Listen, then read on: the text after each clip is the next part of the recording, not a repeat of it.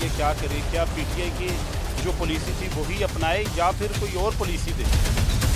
बिजली की जो प्राइसेस हैं वो गुज़श्ता सवा साल के अंदर जो है वो डबल से भी ज़्यादा बढ़ चुकी हैं। मज़दूर जो है वो वापस बहुत बददिल होकर चला गया, जिसका रिस्पॉन्ड जो है लोगों ने अपने वोट के ज़रिए भी किया है। मंथली एक्सपोर्ट 2.75 बिलियन डॉलर्स तक आ गई थी, जो एक पाकिस्तान की हिस्ट्री का रिकॉर्ड था। उनकी मशीनरी जो है वो स्क्रैप के अंदर बिक चुकी है। जी, इलेक्शन तो हो चुके हैं लेकिन उसके बाद अभी तक जो है वो सनती बहरान ख़त्म नहीं हो सका। सनतकार अभी भी परेशान है। एक तरफ तो इलेक्शन में वाज़ेह अक्सरियत किसी जमात की नहीं हो सकी, उसकी वजह से सनतकार बहुत ज़्यादा परेशान है। हमारे साथ वहीद खालिक रामे हैं, फैसलाबाद के मरूफ सनतकार हैं और पावर लूम सेक्टर के जो है ये चेयरमैन हैं। रामे साहब, ये बताइएगा कि इलेक्शन के बाद की क्या सूरत हाल देख रहे हैं? हल क्या है? सनतकार कितने परेशान हैं? बिस्मिल्लाहिर्रहमानिर्रहीम। देखिए जी साहब, ये बात है कि हम लोग गुज़श्ता 2 माह से इलेक्शंस का इंतज़ार कर रही थी, जो हमारी सनतकार और ताजर बरादरी है कि इलेक्शन हो जाएंगे, किसी पार्टी को गवर्नमेंट मिल जाएगी। तो ये गुम गू की कैफियत है, जो रस्साकशी की कैफियत है, जो मायूसी की कैफियत है, इसमें कमी आएगी और पाकिस्तान आगे की समत बढ़ेगा। पाकिस्तान की मईशत जो है वो संभलने की तरफ जाएगी, क्योंकि फ़िलहाल तो इस तरह है कि हमारी ना सिर्फ हमारी तजारत जो है वो ख़राब हो चुकी है, बल्कि हमारी सनत का हर सेक्टर आप ले लें। पाकिस्तान में मैन्युफैक्चरिंग इंडस्ट्री, चाहे वो टेक्सटाइल की है, चाहे वो कोई भी इंडस्ट्री है, वो सारी की सारी डिक्लाइन का, ज़वाल का शिकार है। उसकी एक ही वजह है कि हमारी जो बिजली और गैस की प्राइसेस हैं वो बेतहाशा उसमें इजाफा हो चुका है। पिछले हफ्ते आपने देखा कि गैस की कीमत में इजाफा कर दिया गया है। तो ये निगरान हुकूमत की तरफ से ये तीसरी दफ़ा गैस की कीमत में इजाफा हुआ है।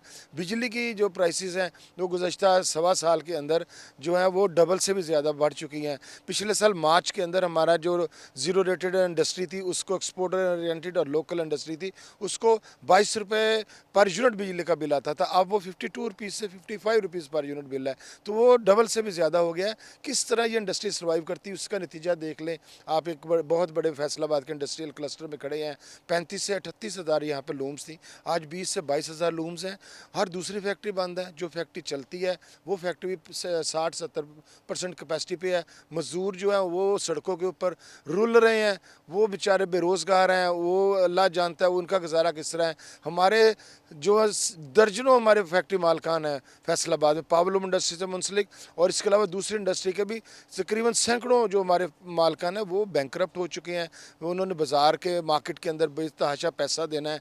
फैक्ट्रियाँ उनकी बंद हैं, उनकी मशीनरी जो है वो स्क्रैप के अंदर बिक चुकी है। अच्छा रामे साहब, ये बताइएगा जो पीटीआई का दौर था 2018 से 22 तक का, उसमें क्या वजह थी? क्या कोरोना की वजह से, बाकी मुल्क बंद होने की वजह से टेक्सटाइल को इतना बूम आया था कि वाकई पीटीआई की गवर्नमेंट की पॉलिसी कुछ ऐसी थी कि टेक्सटाइल में बड़ा बूम आया था? देखिए, साबका हुकूमत जो इमरान खान साहब की थी उसके अंदर 2018 तो वैसे ही गुजर गया था।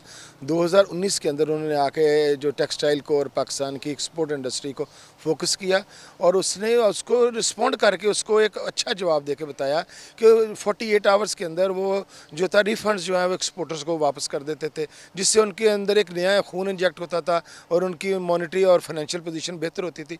और उसके बाद डॉलर की पोजीशन भी जो थी वो इतनी ज़्यादा ख़राब नहीं थी, जिसकी वजह से और पाकिस्तान में इंपोर्ट भी हो रही थी। एक्सपोर्ट के लिए इंपोर्ट्स भी बहुत ज़रूरी हैं, एलसीज इंपोर्ट की भी खुल रही थी। ये सारी वो चीज़ें हैं जिससे पाकिस्तान की उस वक्त एक्सपोर्ट्स थी वो तकरीबन 18 अरब डॉलर तक पहुंच गई, और पाकिस्तान में उस वक्त बल्कि जो था मंथली एक्सपोर्ट 2.75 बिलियन डॉलर्स तक आ गई थी, जो एक पाकिस्तान की हिस्ट्री का रिकॉर्ड था। और पाकिस्तान की जो ग्रोथ थी वो 6.3% पर एनम हो चुकी थी, और उसको इसकी वजह यही थी बिजली के रेट्स बड़े कंट्रोल के अंदर थे। गो कि उससे में भी वो तकरीबन 34-35 रुपये यूनिट आए 22 रुपये से, लेकिन वो फिर भी उस डूएबल चीज़ें थी।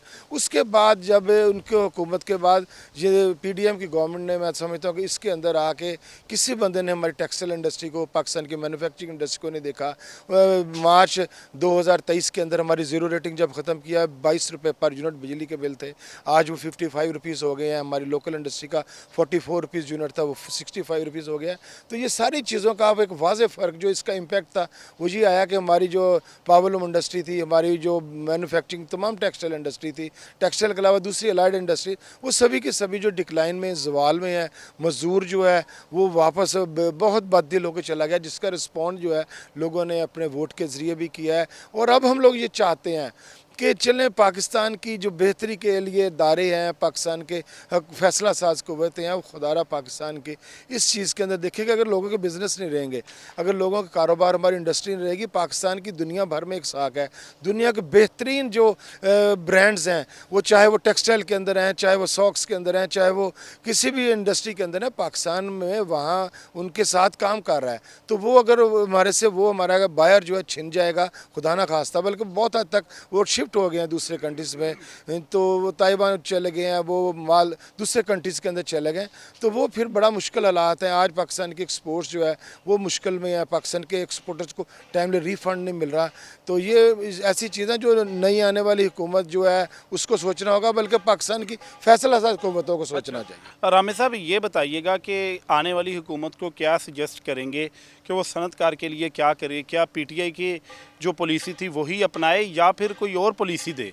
देखिए जी, पाकिस्तान में बहुत ब्रेन है, दिमाग, फैसला साज लोग बहुत हैं, लेकिन अगर नई हुकूमत आती है, हमारा तो यही उनको पैगाम है कि अब जो ये घिसे पिटे लोग हैं जो अपने बेनिफिट्स लेके पूरे बिजनेस कम्युनिटी को जो है वो बेच के चले जाते हैं, उनकी बजाय आप रियल स्टेक होल्डर्स के साथ बात करें जो ऑन ग्राउंड काम कर रहे हैं, जिनकी हज़ारों अरबों रुपए की जहाँ पे स्मॉल इंडस्ट्रीज के अंदर, मीडियम इंडस्ट्रीज़ के अंदर और हाई इंडस्ट्री के अंदर बात है, उनकी बात नहीं सुनी जाती।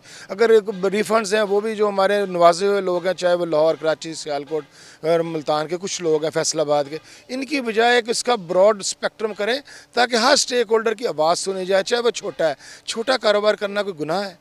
तो ये इन चीज़ों को सोचना होगा, वरना पाकिस्तान का जो ये सनती, मैं समझता हूँ कि अगर बेनिफिट्स हुकूमत देती है, बैंकों के मार्कअप्स थोड़े से रिलैक्स करें, इसके अंदर एक्सपोर्ट्स की वो फैसिलिटेट करें, इंपोर्ट की एलसीज खुलें, डॉलर के रेट को और नीचे लेकर आएँ, तो ये बहुत बड़े बड़े काम हैं। सबसे ज़रूरी काम जो है वो ये है कि हमारी जो एनर्जी के रेट्स हैं, बिजली के रेट कम किए बिजली और गैस के तो अभी भी उन्होंने लास्ट 2 वीक्स पहले बढ़ाए हैं। बिजली हर महीने उसका जो फ्यूल एडजस्टमेंट प्राइस में जो इजाफा हो रहा है, जो उसमें गैर ज़रूरी सरचार्जेस लगाए हुए हैं, जो इस सिर्फ वापडा की नाअहली है कि जो हमारे लाइन लॉसेस हैं, जो ये बिजली चोरी करवाते हैं, अपनी नाअहली की वजह से ये चोरी हो रही है। कई ऐसे ऐसे ज़िले हैं पूरे पूरे जहाँ के ऊपर बिजली का बिल देने का रवाज नहीं है पाकिस्तान में, तो ये हमें खमियाजा भुगतना पड़ता है पाकिस्तान की एक्सपोर्ट्स को। तो ये चीज़ें कोई बहुत मुश्किल नहीं है और बहुत मुश्किल भी हैं इनको फैसले करने। तो पाकिस्तान की फैसला साज कुव्वतों से हमारी ये दरख्वास्त है कि खुदा रहा आप अपना रोल प्ले करें। पाकिस्तान की सनत और तजारती बरादरी किसी सियासतदान को नहीं देख रहे, वो ये आपको फैसला साज कुव्वतों को देख रहे हैं कि खुदारा छोटे स्टेक होल्डर्स को इत्मीनान में लेकर पाकिस्तान की इंडस्ट्री के लिए कुछ करें ताकि हमारा रोज़गार बचे, हमारा मजदूर जो है वो दोबारा फैक्ट्रियों के अंदर आए। और पाकिस्तान में अंदर बेतहाशा पोटेंशियल है, हमारा मजदूर जो है, हमारा मैनेजरियल स्टाफ जो है, हमारा स्किल्ड लेबर जो है, हमारी फैक्ट्रीज जो है, हमारी मशीनरी जो है, ये सारी इतनी की इतनी कैपेबल है कि पाकिस्तान जो है वो बड़ी जल्दी फ्लाई करके इंशाल्लाह अपना खोया हुआ मुकाम हासिल कर सकता है। वहीद खालिक रामे साहब हमारे साथ मौजूद थे, जो चेयरमैन है पावर लूम ऑनर एसोसिएशन के। उन्होंने तफसीली गुफ्तगू की है और खुसूसी तौर पे जो पाकिस्तान तहरीक इंसाफ का दौर था, दौर हुकूमत था 2018 से लेके 2022 तक का जो दौर था, उसके ऊपर भी उन्होंने जो है वो तफसीली गुफ्तगू किया। उनका ये कहना था कि तब कोई ऐसा मामला नहीं था, पीटीआई ने सिर्फ़ और सिर्फ बिजली और गैस की कीमतें जो है उनमें रिलीफ दिया था, जिसके ऊपर टेक्सटाइल की बड़ी जो सनत जो है वो अपने पाँव पे खड़ी हो गई थी और एक्सपोर्ट जो है वो 18 अरब डॉलर तक जो है वो जा पहुंची थी। अभी भी उनका ये कहना है कि अभी भी हमारे जो फैसला साज हैं वो इसके ऊपर नज़रसानी करें। इलेक्शन के बाद की सूरत हाल के बाद सनतकार और ज़्यादा परेशान हो गए हैं कि एक कोलिशन गवर्नमेंट जो है वो बनती हुई नज़र आ रही है और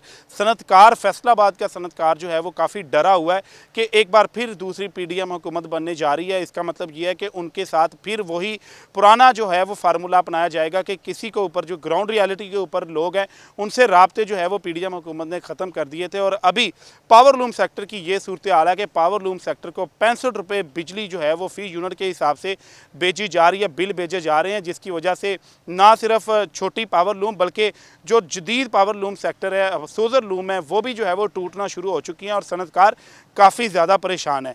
नाज़रीन, हमारी वीडियो अगर आपको पसंद आई है तो इसके ऊपर ज़रूर कमेंट कीजिएगा, साथ साथ हमारे चैनल को सब्सक्राइब कीजिएगा। अभी तक हमें इजाज़त दें, अल्लाह हाफिज़।